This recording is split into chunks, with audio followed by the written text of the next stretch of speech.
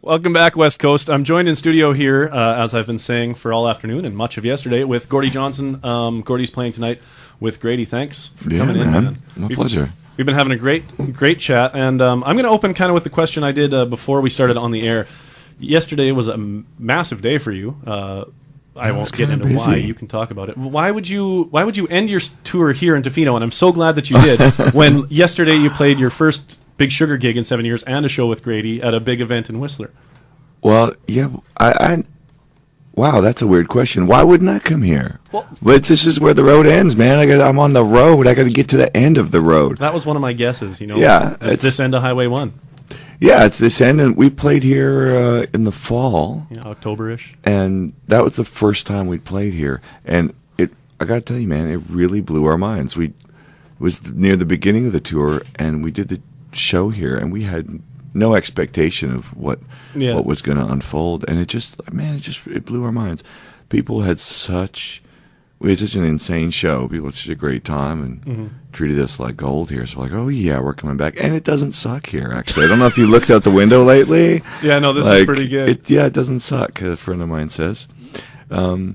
So, yeah, of course we're back. Man, that ain't no kind of question. All right. Of course we came back. Well, tonight isn't like the spare tire rock show. No. It's an entire rock show. Yesterday was great, man. Played with Big Sugar and then played the Grady show afterwards, which was insane because all the guys from Big Sugar came to the gigs. So one by one they jumped up on stage to the point where like Nina, our drummer, was being the lead singer and Sean Dalton from the Trues was playing drums. It was like jamming at the Royal again. It was pretty zany. That's awesome. That is so great. Yeah. Okay, so this leads me to to my next question. Okay. I know the Grady show, the Big Sugar show yesterday doesn't seem to be quite a one of. I think there's one on the scheduled coming up on the East Coast for a festival. Yeah, it was kind of depending on how it went yesterday, which wasn't much of a mystery to me. We got together and rehearsed at the beginning of this tour several weeks ago. Mm-hmm. I got to Toronto a week early and just rang all the guys up and got together and rehearsed for a week. And it went great. I mean, the first hour of rehearsal, I was like, okay, we're good. We're good. Book the flights. We're doing this. It's done. And the gig yesterday was fantastic, even though it was like 34 degrees and raining, which had us we were dying. I guess for a bunch of Texans, for one redirected Texans, yeah. It was pretty bone chilling, but still, man, the crowd was there, drinking beer in the freezing rain and fists in the air and just having a great time. So yeah, well, if the crowd can do it, you better be able to do it. Yeah, it was good. The big thing. Yeah, it kept us on the stage and kept us. Well, that's one of the things that I've always actually liked about your one of your live bits. I was at a show in Alberta years and years ago, and there was some guys getting out of control in the crowd and getting a little hefty and elbowing maybe some girls around in the front, and a little respect for the audience moment where you can kind of put your ego aside. I thought that was really cool and just go, hey guys, I think the line was, I'm here to play for the girls and the guys can come in if they want to. Whoops. Yeah. Okay. Well, the Grady shows are a little more rough and tumble, I have to admit, where it's sort of more of the, if people get a bit moshy in the front, it can happen. I've seen it happen. And the music's more appropriate. Big Sugar's not that kind of music, though. Big Sugar was more bump and grind, like reggae beats, and everybody should just be in a really, awesomely chill frame of mind, ladies included. So when somebody who's really just looking for an excuse to jump over the barrier and act stupid, it's like, oh, dude, really? All right, well, let's talk then about the Grady music. New album that wasn't out last time you came through. It was just out a couple of weeks later. I had a couple of advanced MP3s, but this is your first time in Tofino since the new album. Yeah, Good as Dead, which I really enjoy. To me, it feels a little more studio-y, a little more kind of like a gateway drug to the earlier Grady. The earlier Grady could scare some people away, but this has a little more of a market appeal, I think, as far as just like being on a generic rock station. I think it's nothing we weren't working towards that, but it is our third record. Like stylistically, things have become more developed. Nina's been in the band a couple of years now, our drummer. So, we've got a chemistry together. I think the band, even live, sounds more cohesive. You know, somebody, one of the guys from Big Sugar was pointing out last night. Mr. Till had seen a bunch of Grady shows over the years with all three of our different drummers. Yeah.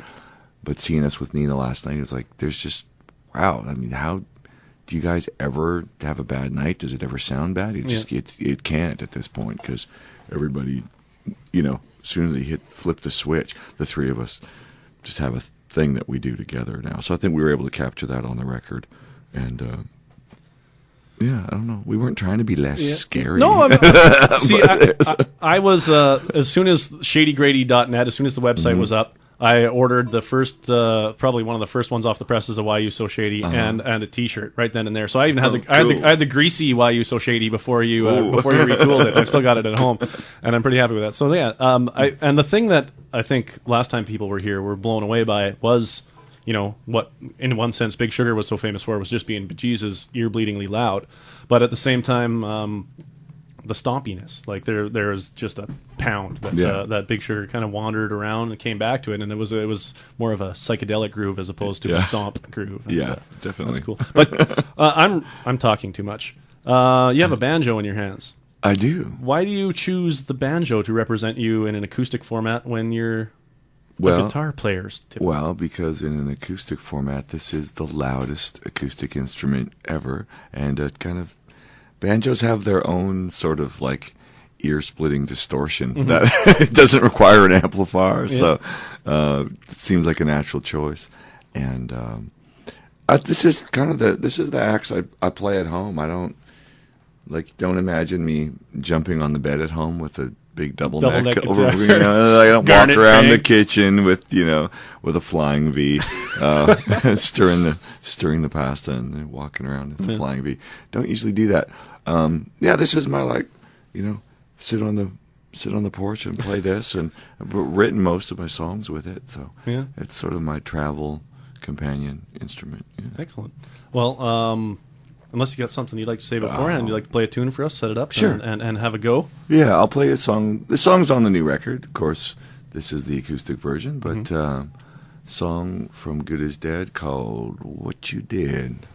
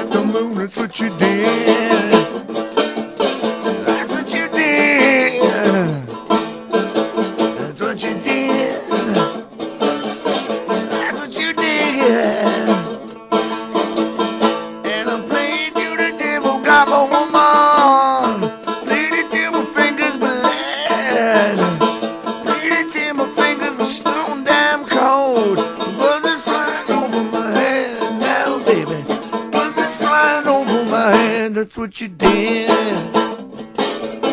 That's what you did. That's what you did. That's what you did.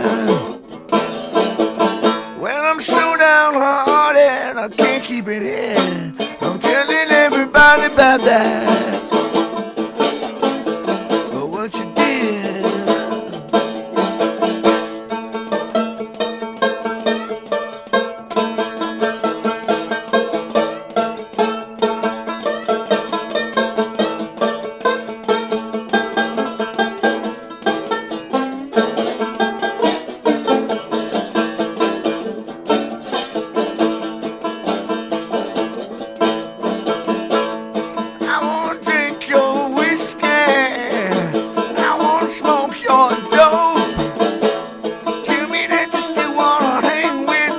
I said, baby, put down that rope, I beg you. Woman, put down that rope, what you doing?